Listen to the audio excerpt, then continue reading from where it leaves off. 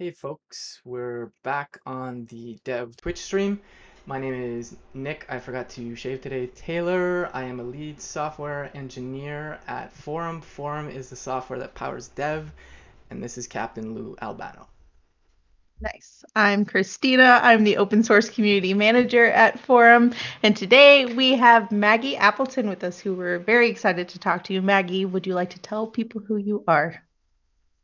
Sure. Hi, Maggie Appleton, coming in from London, England. I am the a odd mix of things, but I'm a designer mostly at Egghead.io, which is a website where we teach all things front-end web development, so mostly JavaScript, React, all that good stuff. So I'm mostly designer there, but also art director, illustrator slash anthropologist, or a bit of either a dilettante or chimera, whichever you would like. But I run across many fields. Nice. Yes, and so we're very excited to have Maggie. We kind of have a mix of things we want to talk to Maggie about today. As we're talking, if you have any questions, please feel free to put them in the chat and we will ask them as we're going along. So Maggie, as she said, does a lot of different things, and we want to touch on some of those because we find her interesting. So Maggie, can you For some odd reason, I don't. Yeah, we think you're cool. You're gonna have to, go with that. We said we weren't gonna pressure her to be cool, but oh well. No, but we think she's cool. We won't pressure her. Too much pressure. I'm not. I'll crack. Captain Lou Albano. It's not like we're like the models of cool anyway, so it's okay. All right, so Maggie, I would love to talk to you more about kind of some of the stuff that you do at Egghead.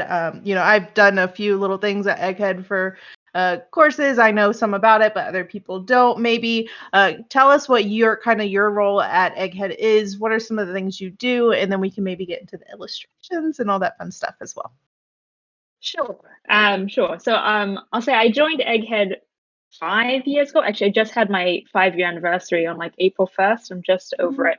And being anywhere for 5 years as a millennial feels somehow wrong, but Egghead's great. I don't really want to whatever.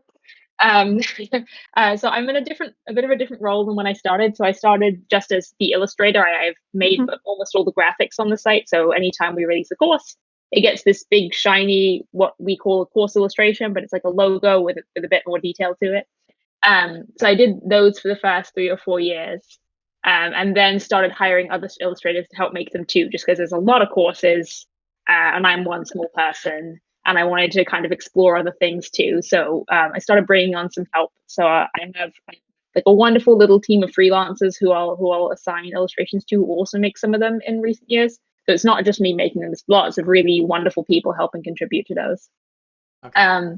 But for the past 1.5 or 2 years, I don't know exactly when I started doing a bit more. I'm now more in the UX design side of things. So I'm more thinking through wireframes and flows and the whole holistic experience of how someone comes through Egghead and what they're trying to achieve. So I'm starting to work more on that side of things nowadays. But mostly I am on, art direction and visual design is kind of my domain.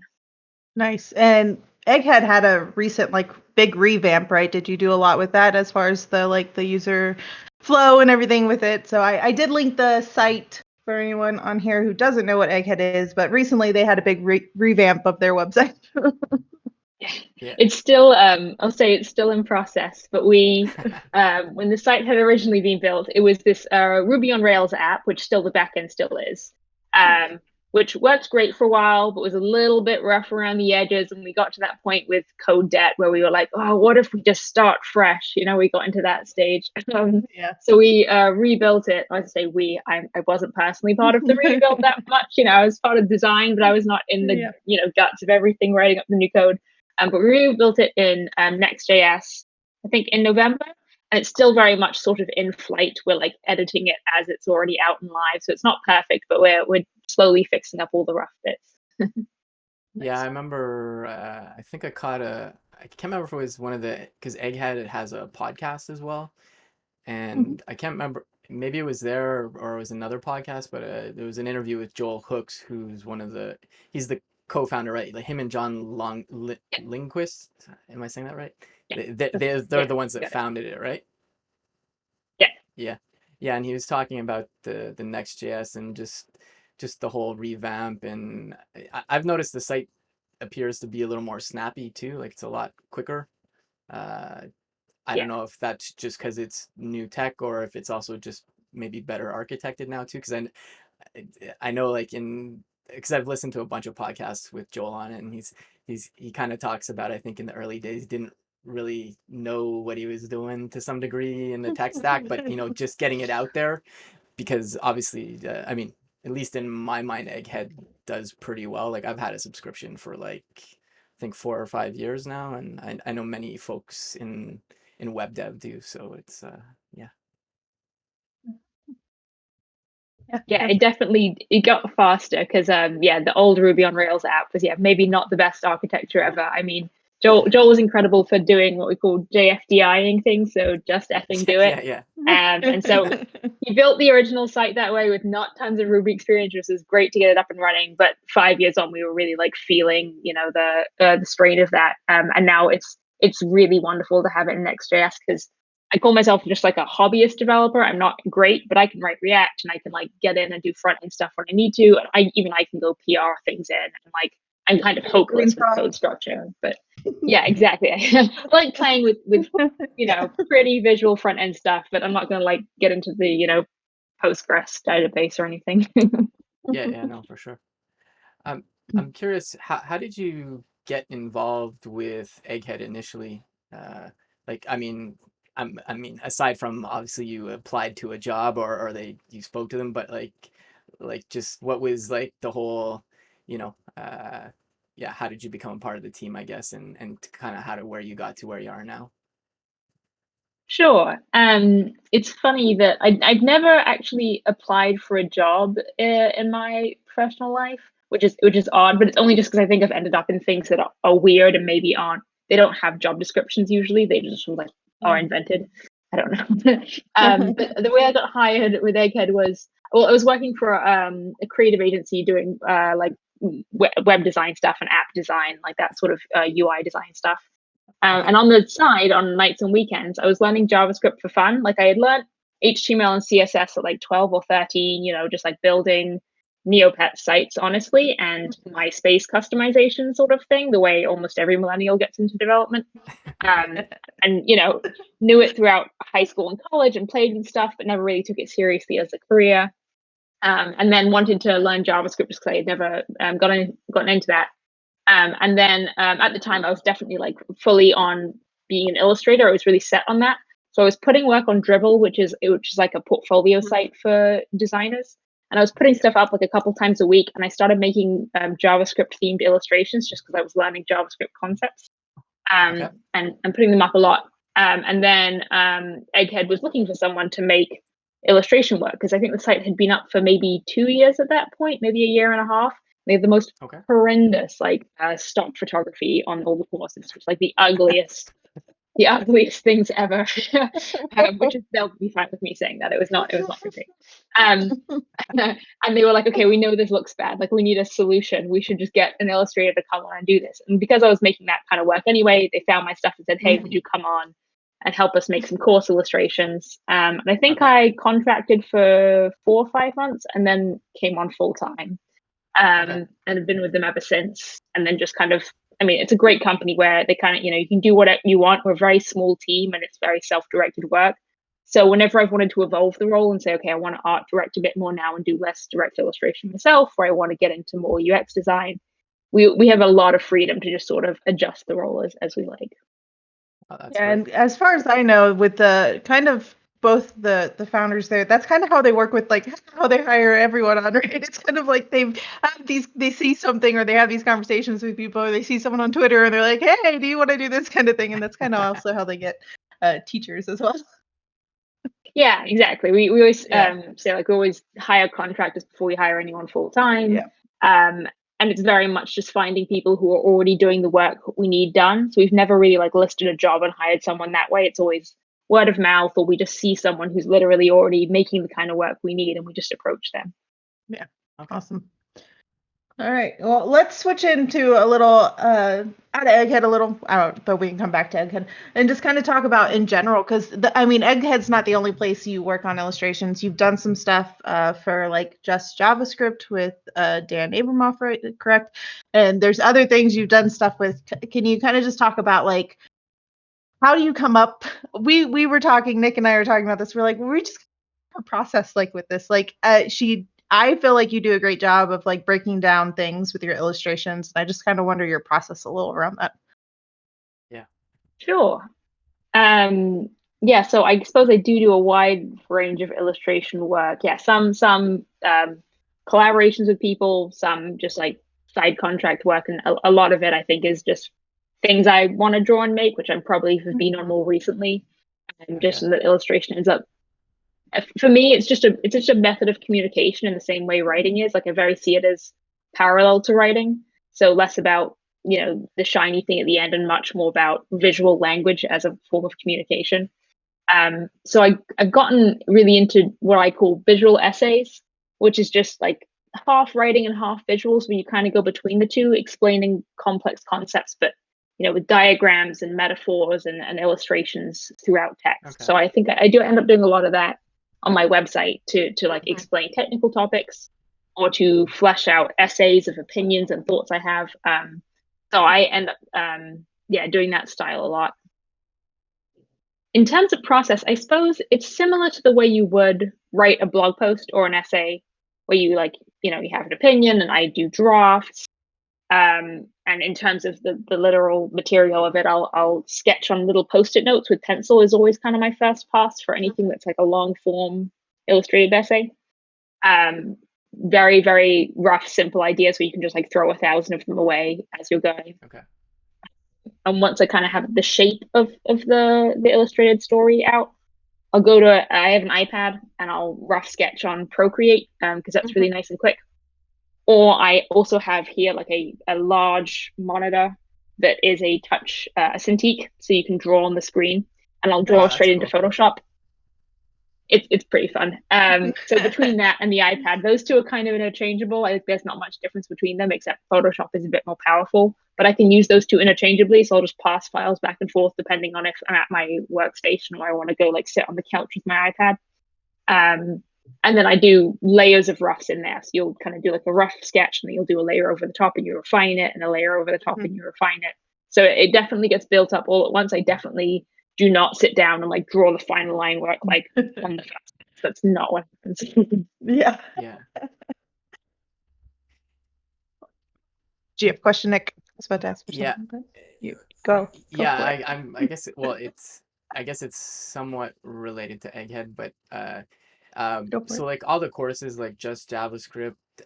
Did you work on Epic React as well? I feel like you did because just looking at the art in there. But and then I know Eve Porcello.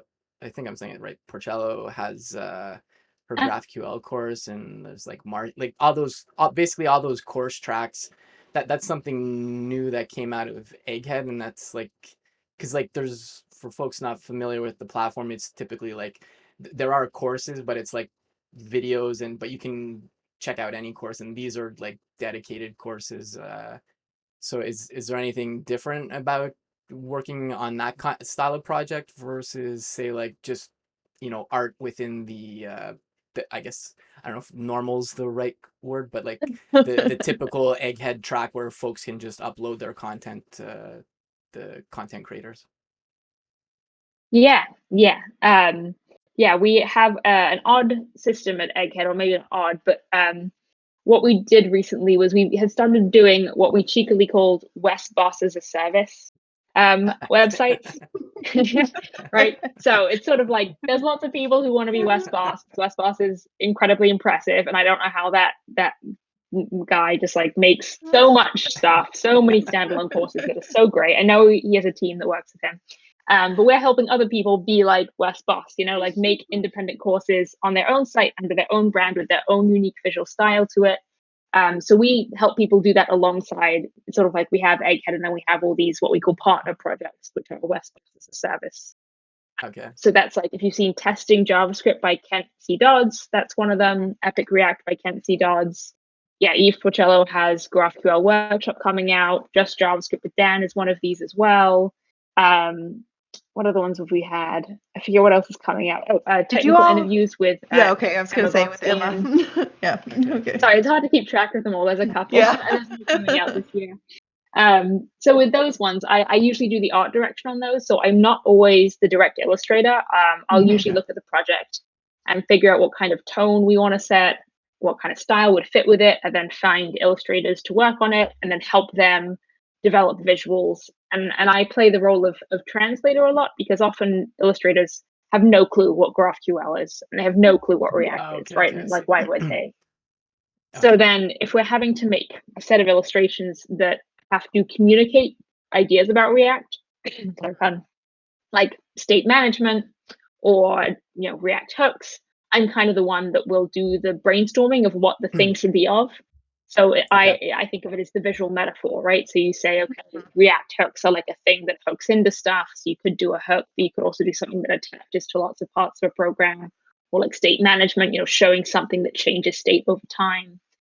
So I'm kind of the one doing the conceptual work, and then also, just helping illustrators make the best work they can and make sure it fits in the right size, and we'll scale down and we can put it on social media cards and all that sort of logistical stuff around creating visuals.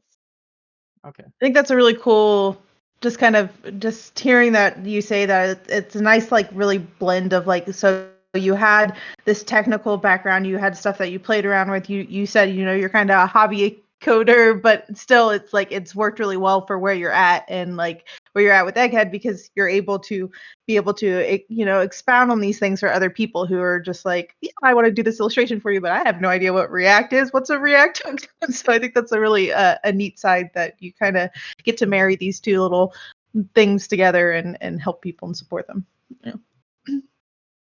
Yeah, I find it fairly fun. Like, the metaphor design part was always the most interesting part of illustration to me, because it is this sort of lateral thinking where you have to take a technical concept and say, okay, what qualities define this, and what else shares those qualities, and what else shares those qualities that is a visual I could pull on, and then pull in these like visual elements of putting a React logo on it, or making it blue, or just making it feel like it fits with the theme. That's always been my favorite part, less than like spending 10 hours like doing some finely detailed illustration. So I kind of like the art director role more. Okay. Yeah, and I think it's really cool because sometimes, and I think you kind of hinted at it a little bit, there are kind of the more obvious metaphors that you can go with, but I feel like sometimes you pull out ones that after you've done it, people are like, oh yeah, that's a great metaphor for it, but they maybe not have thought of it before then. Like, I've seen some of your stuff with, like, say, hooks and things. Yeah, you could just do a hook, but that you've been able to like grab other things and really expand on them and explain, which I think is really cool. Yeah, I think when folks say, like, like when folks come up with elegant solutions and programming, or they say, oh, that metaphor, like you're saying, that makes complete sense. They don't realize, like, it takes so long to make it. Like, it's simple because a lot of hours went into it, because it sounds counterintuitive, but making something more difficult to understand is quicker to make.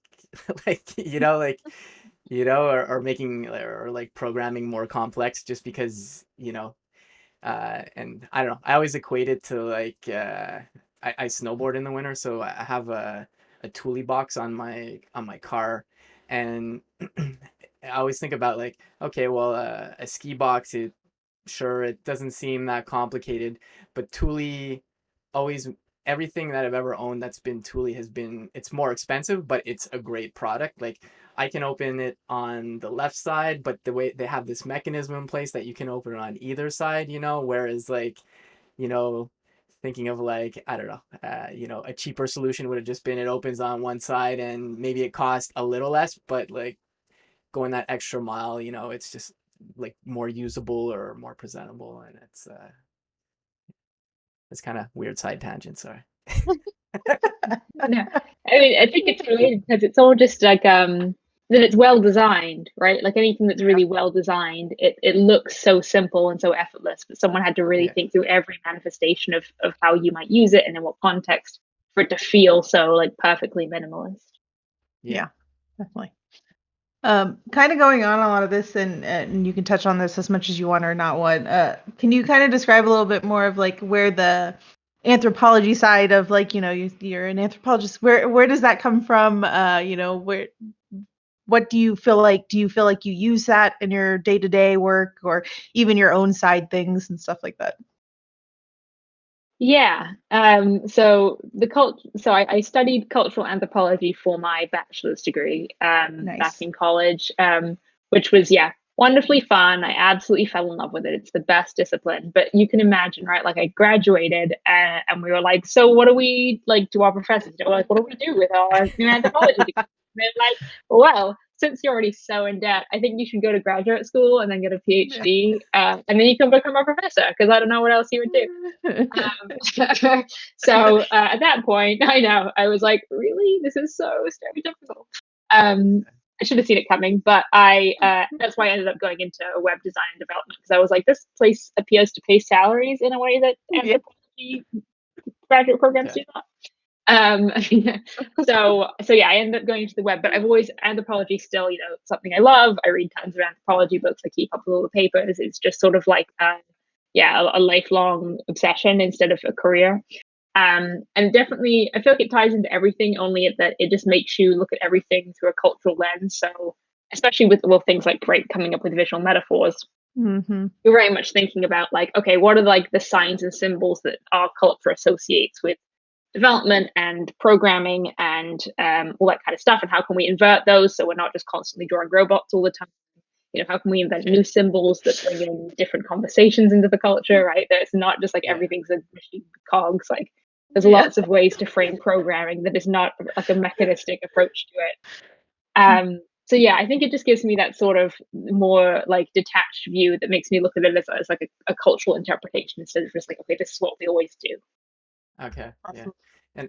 And I guess also uh, kind of in the same vein, but like I remember, like if you're doing a talk or something, and like a lot of folks like putting memes in, Giphies, and it's happened to me before. I gave a talk for DigitalOcean last year, and they were like, "Oh, don't use that GIF," not because it was offensive, but they were like, a lot of people might not understand that meme just based on the culture. So like I imagine you have to kind of maybe bring that aspect to the drawings as well, perhaps.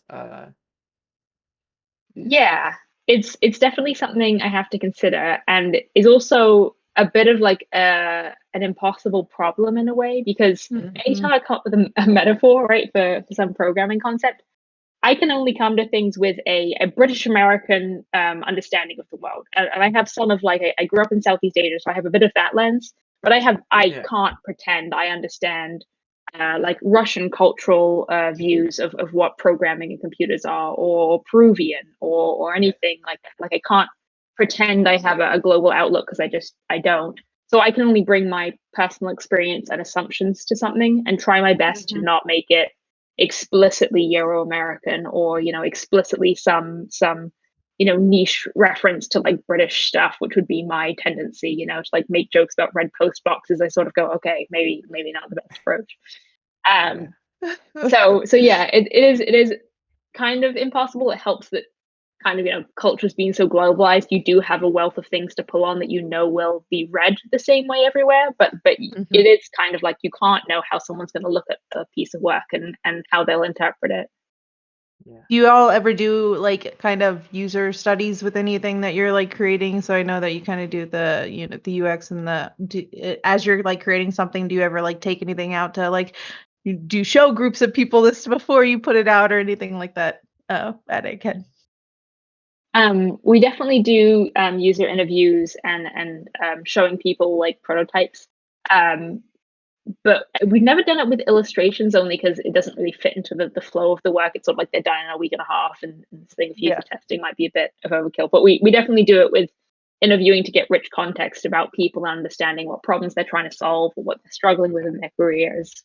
And also, right, like with just interface demos, does this work? Do people understand what this interface is trying to do, and can they find the right stuff in it? And our are people who subscribe to the site. The majority populations are America and India, so we kind of would focus on them more as subgroups. Okay. Yeah, and then Europe I think is third, but those are the two major populations we serve. Nice. Cool. And since I've been a member for a few years now, and all the art on Egghead is very distinct. Like we've talked about this briefly before the stream, but given that you're the art director now and you're not doing all the artwork, do folks still stick with that? I don't even know what you call the style of the art, but it's very distinctive. Like I know immediately that this is like a Maggie Appleton special, basically. Even if it's not on the Egghead site, I see an image and I'm like, oh yeah, that's definitely. Well, I used to just call it Egghead art, but because you're trying to keep a cohesive theme on Egghead, do you kind of direct folks to say like, let's stick with like the way I initially started drawing these things to? Yeah, I suppose as the art director, I have that sort of like perhaps unfair bias, or like I have a preference for the way I want the art on the site to look. And the style that I developed over the years is based, of course, like I have a lot of, I had great illustration teachers and I learned from a lot of other people. I developed my style building on the shoulders of giants, right? So like the style I use is it's realistic, but it plays with imaginary objects, but it very much builds on like, realistic light and shadow, and has a certain color palette, and like it looks a certain way. And I pick illustrators who are already working in the same tradition that I came from, so they have work that already looks very similar to mine, and I will reach out to them, and usually we've known each other, right? We've like been following each other on Dribble, or they've sort of seen my work, so we're familiar. So I especially have three great guys I've been working with over the years who had a similar style to me and who are still like the other main freelancers on the site. So I don't have to do a lot of work when they bring in drafts. Like they sort of have adjusted to the style really well and we're already familiar with it. So yeah, I definitely wouldn't pick an illustrator who works like watercolors and really loose, crazy stuff, which would be completely beautiful, but just isn't the right fit. Because we do want that, that when you see a piece that you go, oh, that's from Egghead, like that. I'm glad that that's the case because that means it's a win. How is that working out with some of the other things you all are doing? So you do have the kind of the West Boss as a service type, and I feel like some of those illustrations are a bit different, right? Like you're kind of going in a different direction with those.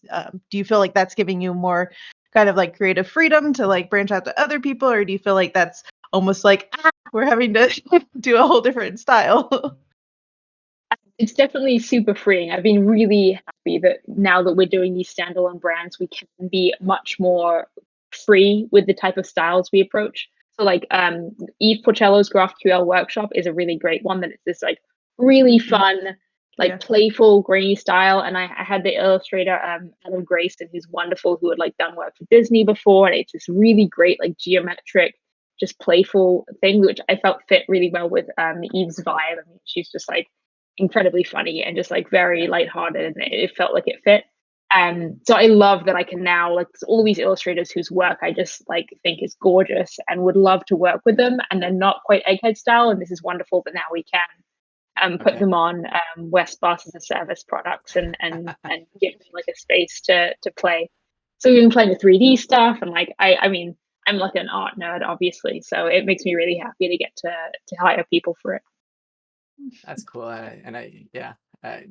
We spoke with Eve before the end of last year, and she is super hilarious. I was following her on Twitter before, and like she just always has funny things, like funny quotes and stuff.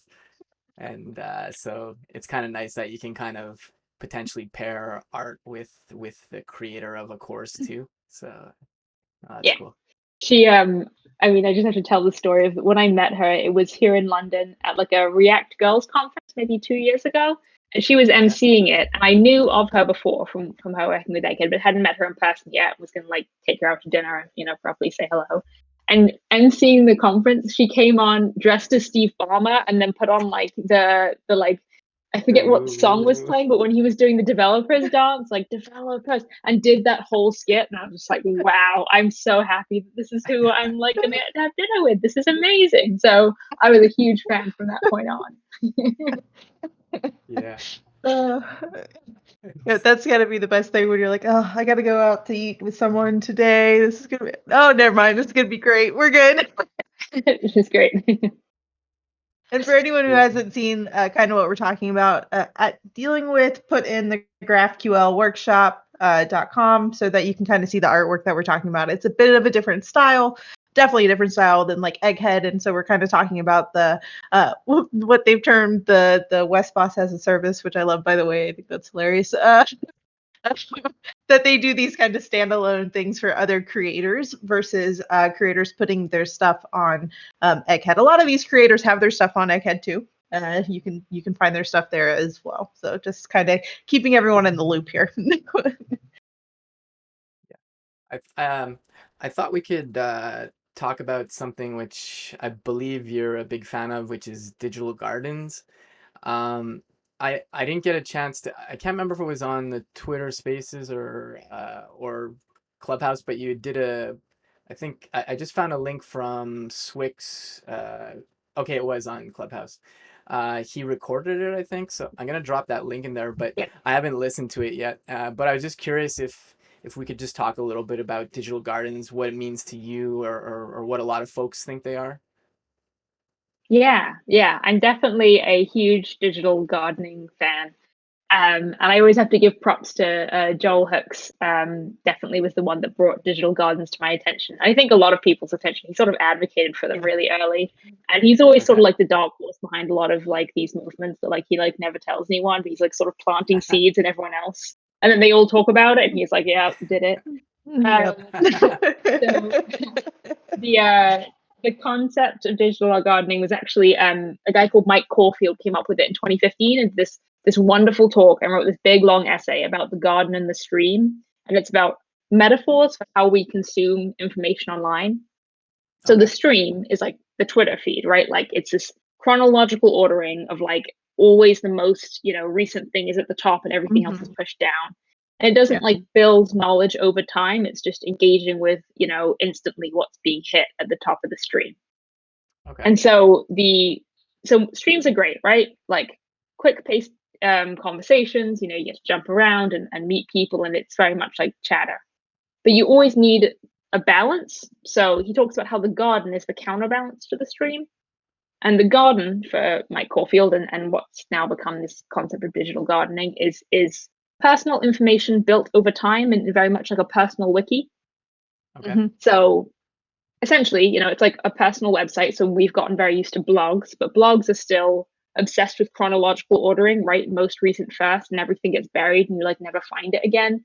And if you had a blog for years, it's like no one's ever reading your post from 5 years ago, even if it's still really good content and really relevant and is now connected to something you're researching now, and there's not that link between them. So digital gardening is this idea of tending a personal wiki or space over time that isn't structured in terms of time. It's structured in terms of content, right? So you're really making connections between things, making it easy to browse around a whole landscape of knowledge that you're collecting, and curate it. So there's also this idea of that you can put up things that are imperfect and unfinished and grow them over time. So like on my garden website, I will tag things as seedling, budding, and evergreen. So I'll sometimes pop up an idea that's just like half formed, completely half baked. I put a disclaimer on it, like, don't take this seriously. And it's labeled as seedling. There's like typos. It's just like me dumping notes.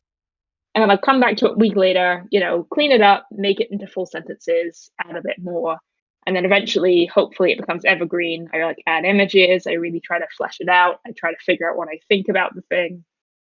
So it's just this idea of constantly tending over time instead of like publishing a post and then it's done, and then publishing another post and it's done. And it's this idea of you're putting out finished work rather than curating small pieces that all connect together in the long run. I love this. I've recently been, and I'm like, oh man, I need a digital garden. And I remember Joel when he first put it out, and I was like, oh, that's exciting. But I hadn't really thought of the concept because recently I've been reading a book like How to Take Smart Notes, I think that's what it's called. And it's, it's kind of all about like you the way we read stuff and how we're always just like highlighting things and we're not doing anything with it, and how you should really be taking the time to put things into your own words, and then you go back and you link that stuff, kind of like people use like Rome 4 or Obsidian, kind of these like mapping, and I'm always thinking like, yeah, I want to do that, but also I want this stuff to be available to other people, not just to myself. Like, and just having my own like markdown of like all my own things. So this is beautiful. And by the way, I love your little call outs when there's something like a seedling, because I'm looking at one. It's like, coming soon. Feel free to bug me on Twitter to like finish this and stuff. I think that's really awesome. The concept of like the seedling or the evergreen or the budding. That's really cool. Yeah. I guess. Sorry, go ahead, Maggie. I was just going to note on, I haven't added this yet, but I know Swix does it, and Devin Zugel, I think, was maybe the one to start it, is this idea of putting epistemic status at the top of your posts, which is something I want to add in soon. So it's something like, you'll write like, okay, I dumped this post out in like an hour on a train ride and I haven't thought about it since, so you'll kind of put, how this came to be, or you'll say, I've invested 30 hours researching this and I think this is the canonical source for this. Because often we come to information on the internet and we have no clue what the author, how legitimate the author thinks this stuff is. How seriously should we take it? It's like we don't have the extra context around it, so we're just sort of presented with this work and we're like, I don't know, are you an expert on this? Like, have you thought about this a lot, or did you just like throw this up and not think about it? Oh yeah, that's a really cool idea. Yeah, Swix does this, like when we spoke to him, and I read his book about becoming your progression as a dev, and he has this interesting concept where, like, kind of what you're saying to some degree, like he has ideas, he puts them out there, like well-formed thoughts, but he'll link to other things so that it's kind of like he'll say like, I like this stuff. I'm paraphrasing here, but I like this stuff. I don't know a ton about this thing, but I've linked to it, and then when people come back to him, I liked it in the book because I ended up kind of, it's like ice, or like not ice, frost spreading. So it's like I'm reading the book and then all of a sudden I'm going on 10 tangents to read other things, and then I come back, and I enjoyed that aspect of it. But what I'm curious about the digital garden, to keep with the actual gardening metaphor, how do you tend it? I mean, I understand that, like, I'm thinking more from a technical aspect now, or organization aspect. Like, obviously you could tag like you're doing seedling, budding, evergreen, but because it's not like a traditional blog, which is a timeline typically in descending date order, is it more like you're like, for example, on yours right now, you have learnable visual programming patterns on your homepage right now? Is that just because you promoted it somehow in a CMS, or are you just literally modifying things to just say like, I'm promoting this, or okay. Yeah, I'm happy to get into the technical side. So I built it in Gatsby, and then I kind of have control through Gatsby has like a node file, and you can sort of declare your own metadata at the top of. I use MDX, so it's like super customizable. Probably not super accessible for non-technical people. I think I struggle with that a lot. The people on Twitter who aren't developers will ask, "How do I build my own digital garden?" And there are templates for it, and there are certainly tools, but I will say it's much, much, much easier to get into digital gardening and have fun with it and properly play if you know development. Because then it is like, then you can, mess around with how do you want to order the information. So for example, on mine, on all my posts, I have a started date and a last updated date in the metadata. And I sort of chronologically order by last updated. So I'm still kind of using time, which I don't love. But I also have backlinks. So like on a single post, if I mention that post anywhere else in my blog, at the bottom of that page, there'll be a backlink to it. So it's sort of like the page knows it's being linked to. Okay. So I call these bi-directional links, which is not a concept I came up with, but I have a history of bi-directional links actually on the blog, because they have kind of an interesting history. Okay. But this thing of links that know about each other. Yeah. Okay. Cool. So that's how. Yeah, that's also another you're side of the taking notes that you're supposed to do. You're supposed to be like linking, and I think that's wonderful. You're Maggie. I'm going to end up creating a digital garden at some point.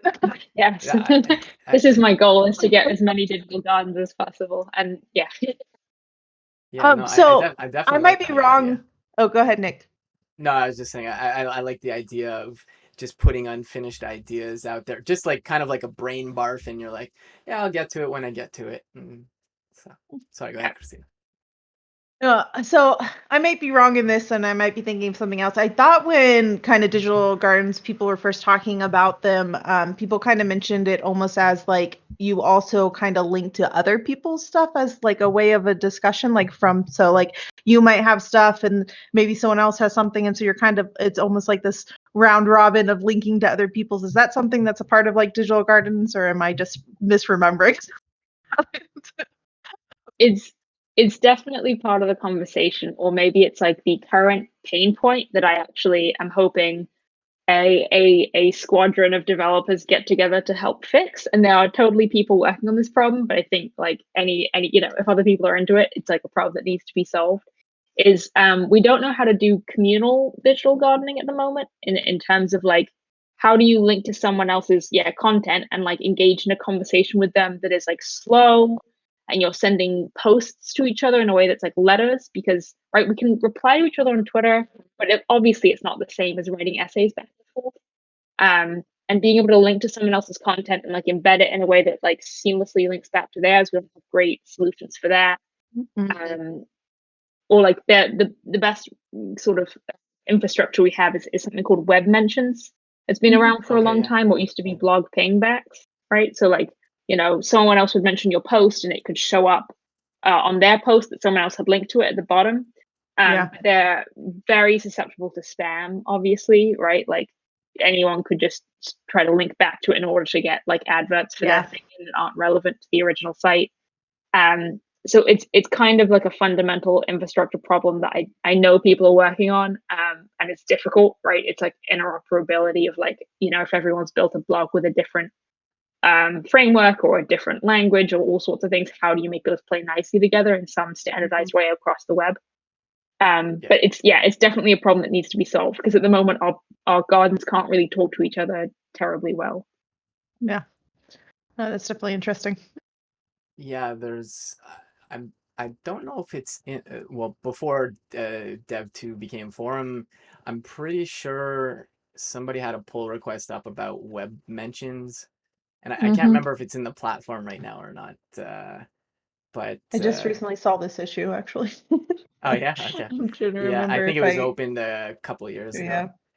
But it sounds interesting. Like there seems to be a lot of genuine interest behind the digital gardens, and it almost seems like there's a void that somebody could fill if they could make some kind of technical solution that, so that anybody can create these. I think that would probably, profit somebody and help folks. So if that's you, go ahead and make it, please. Yeah.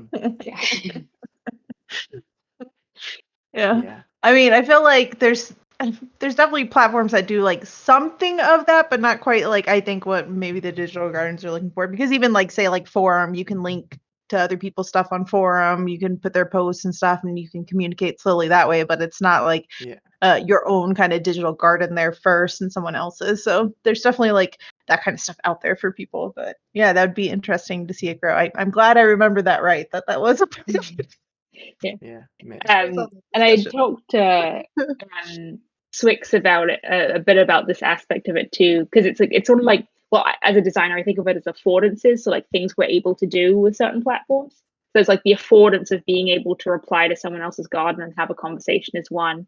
And another one is revising your opinions. So right, that's where, if you're changing something from seedling to budding to evergreen, right, you're changing it as you go along. And I think of like Gorton.net is one of the sites that does this really well, in that it has almost like a Git log of its past versions.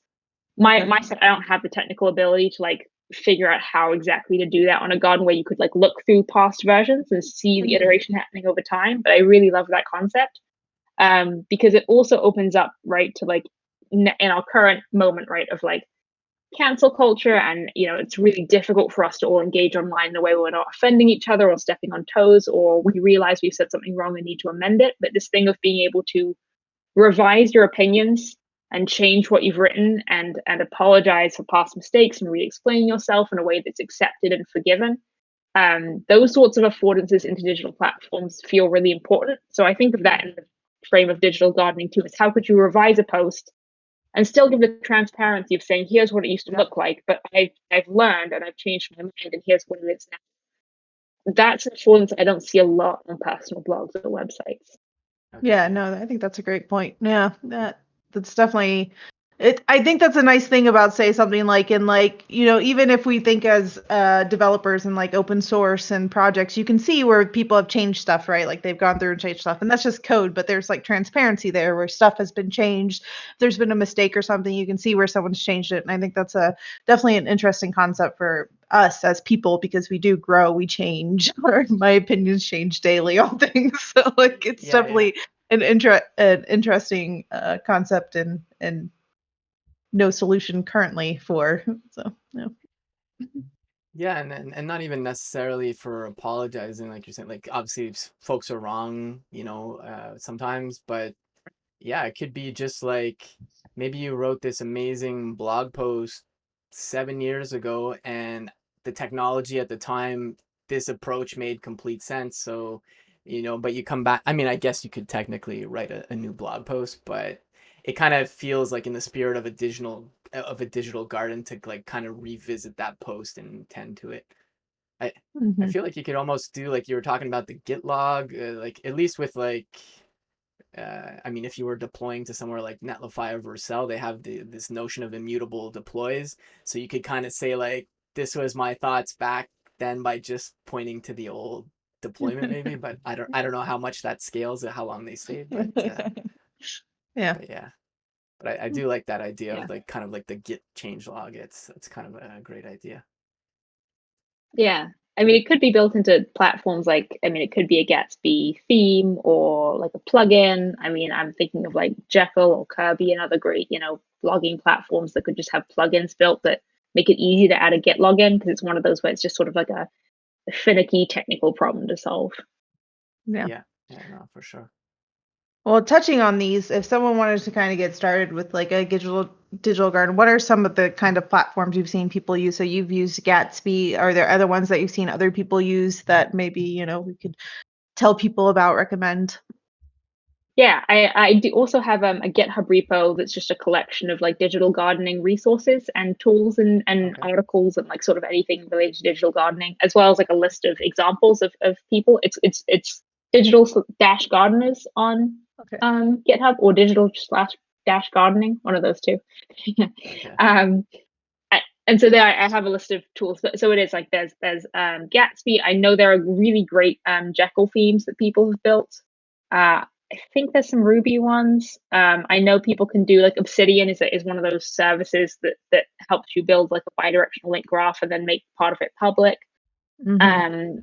Yeah, I think there's as I've seen, or I get sent them a lot, like an explosion of people kind of building digital gardening tools. And while there are great ones, I also think like if you're a developer and you know how to use native web technologies, like building your own is the fun bit, because that's where you get to customize and actually make it look the way you want. I think of those other solutions as things that people who have no clue what HTML is, like you can't expect them to actually like go get a Next.js site set up. So I think it's like as developers that it's the best position to be in to get to play with gardening.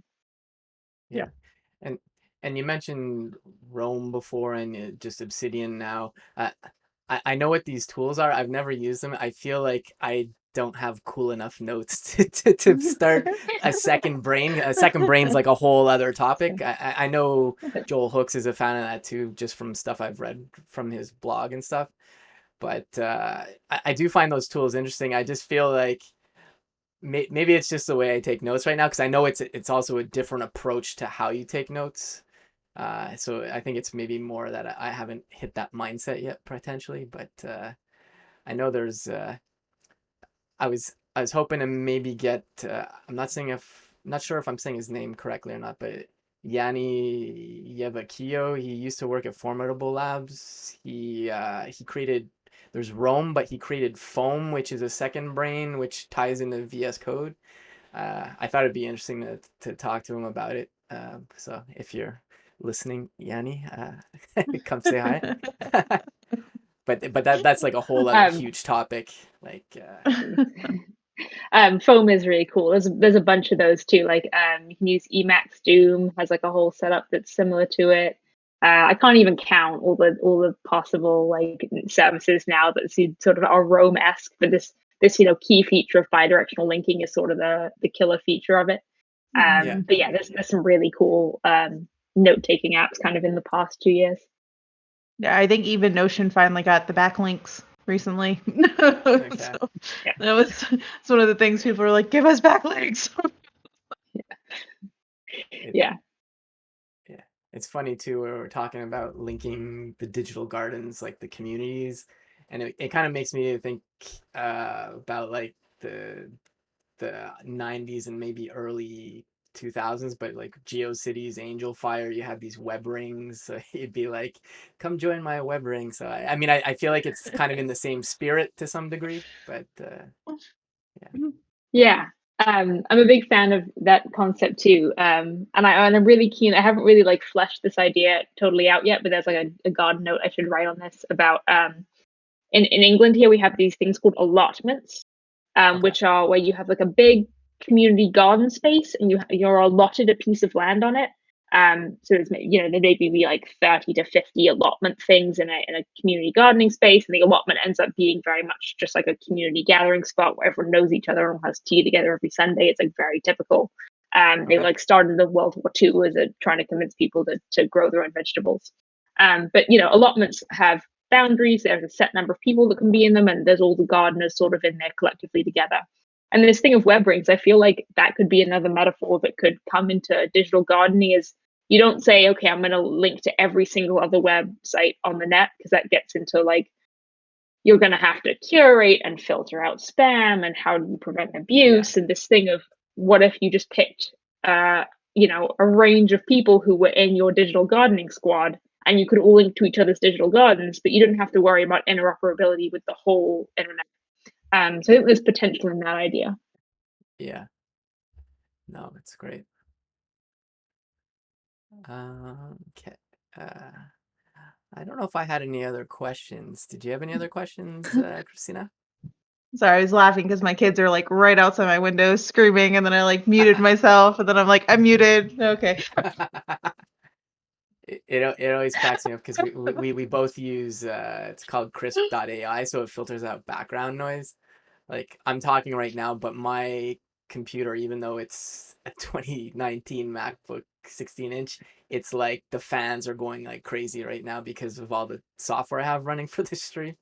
So it's like it's heating my office at the moment, but you can't hear it. It's no, I think this is a great place where we could wrap it up. Unless anyone has questions that are in the chat for Maggie, feel free to put those in and we can talk to you. But we had a great talk with Maggie of talking about Egghead, where she's been working for the last 5 years, which is wonderful. Illustrations that she does, where she kind of creates metaphors and explains things. She also does the illustrations, a lot of the illustrations for Egghead and their courses, and then the just kind of art directing for Egghead so that other people can create these wonderful illustrations as well. And then we also talked about digital gardens, which both Nick and I were very interested in, and now I'm inspired to create one to kind of just pour out my brain on a lot of the different topics that I talk about. That's I think just kind of another point for that is that a lot of times, especially in tech, people kind of get pigeonholed and feel like they can only talk about like one thing. Like, I'm in tech, I have to talk about tech. I'm in tech, but I'm also a community manager. I've done technical writing. I've done other stuff. There's other things in my life that I want to talk about, and digital gardens are really cool in that respect, that people just feel like they can. I feel like people feel like they can put more of themselves versus like a dedicated tech blog or something like that. Just so people who don't know what a digital garden is, definitely something to look into. Maggie, was there anything else you wanted to say before we kind of wrap things up? No, this was great. Super easy. Not intimidating at all. You guys are great. Yeah, no, thanks so much for coming on. It was a really great talk. I'm really want to. I say it now, but I really do want to get that digital garden going. So Yeah. Excellent. We'll be pinging you at some point. Hey, you want to put this on your GitHub? Yeah. Yeah. Add it to the GitHub repo when you've got one up. Like I'm growing that list. Awesome. Cool. And I linked to that. We also linked to Maggie's Twitter. We've linked to her digital garden. Please check these out and follow Maggie and all the wonderful work she's doing. So thank you so much, Maggie, for coming on. We really appreciate it. Yeah, thanks so much.